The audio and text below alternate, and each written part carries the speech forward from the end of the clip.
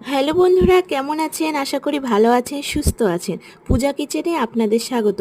তো বন্ধুরা, আজকে শেয়ার করছি নতুন এক রেসিপি, নিরামিষ ছোলার ডাল। 3 থেকে 4 ঘন্টা আগে ছোলার ডাল ভিজিয়ে রেখেছি। প্রেসার কুকারে ছোলার ডাল দিয়ে 1 চামচ লবণ, 1 চামচ হলুদ গুঁড়ো, কাঁচা লঙ্কা দিয়ে 4টা সিটি দিয়ে নিন।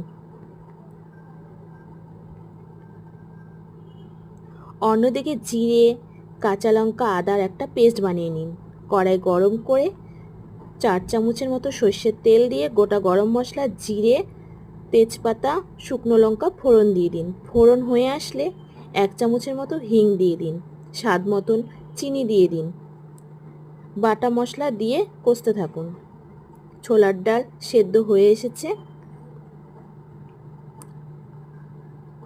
এখন ওটা দিয়ে দিন।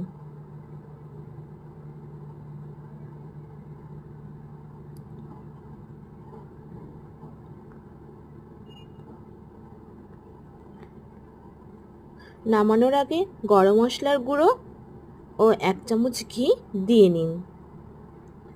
ফাইনালি তৈরি হয়ে এসেছে ছোলার ডাল।